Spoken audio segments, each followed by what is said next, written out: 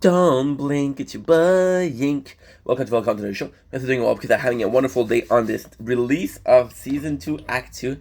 Playing the tower 3 times because one of my favorite games, and we didn't pay attention to it in a while, so let's fix that up. So today, you didn't come for the tower, you didn't come to hear me talk about Arcane, you came for one and only reason. You came for me to talk about daima episode number 5. And I'm honestly, I every single week I was like, ugh, the show, it's less and less, like, not necessarily interesting. There's definitely a pacing issue, definitely, but at the same time, last episode yesterday was actually quite refreshing. See, is it slow? Yes. Is the pacing, could the pacing be better? Absolutely. See, one of my problem right now is they had this ship. The ship got stolen. They got a seed. The seed didn't work. They had this other ship. The ship doesn't work. Understand? So yeah, that's it. But then we have a clearer path on what they want to do. They want to get the Dragon Ball to revive Dende, reviving gets them Dragon Ball. Dragon Ball gets them the appearance back, right? And it sucks because there's not necessarily a not necessarily like a desire to help.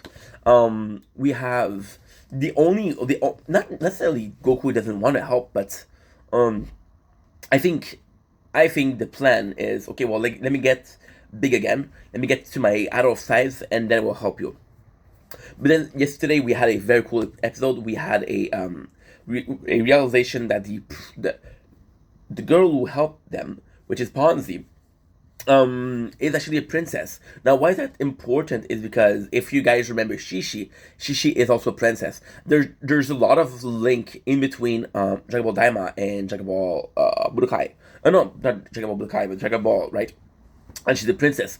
And once again, it's kind of cool because it isn't it's Dragon Ball, but it's not Dragon Ball in the sense that we had Bulma. Bulma was the same way. Bulma, who is also technically speaking she's the daughter of one of the biggest company, so kind of a princess, a financial princess. We had Shishi, but it's the same way, and see the Pansy is one. So now we have Glorio. Glorio is the classic, and you know what? I wasn't sure how I felt about Glorio, but he's like the classic, like, serious character, which is always a good harmony for it's always a harmony for yo, that's an emotional episode. Is it always a harmony with Goku goofiness?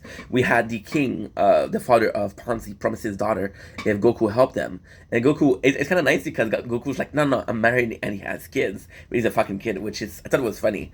Am I missing something? I'm missing something. We had to see. I know that not a lot of people give a shit, but actually really enjoy the castle scene, seeing the army, seeing the king.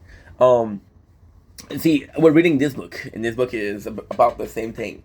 This is a guy, one of his friends, have an army to help him win. But ultimately speaking, it is more so about there's a resistance. You see, we got this villain who's almost a dictator. He's almost a tyrant. He has taxation. He taxes people. And you're like, okay, well, that's one, that's two. What am I supposed to do here?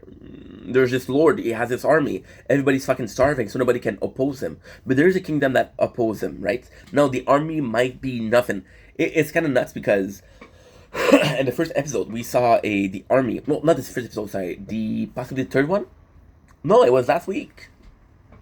We had episode number 4 where there's a village that was getting taxed, and there was almost as many soldier on the taxing side and on the kingdom, and that's one small village. So the army, there's no bond to them. But then again, they don't have Goku. Goku was his first time using. I don't know. He didn't really use attack. Didn't use one Kamehameha. He didn't use one Super Saiyan. With if you watched GT, that's kind of important. Is because we don't want a full power Goku. We don't want a full power Goku. We don't want a full power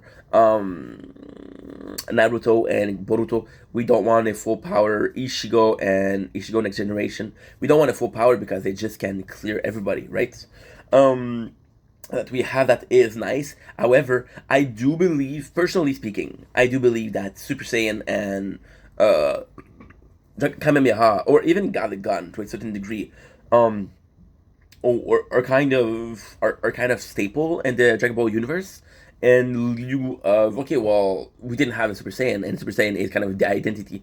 See, before Frieza, right? Yeah, had Kaioken. Now, the number of battle when Goku learned Kaioken, the number of battle that he used Kaioken is a lot. I think in Namek, every single battle that he had, he used Kaioken, right?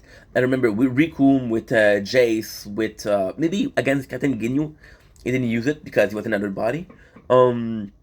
Master the Kaioken, and then he had the Super Saiyan.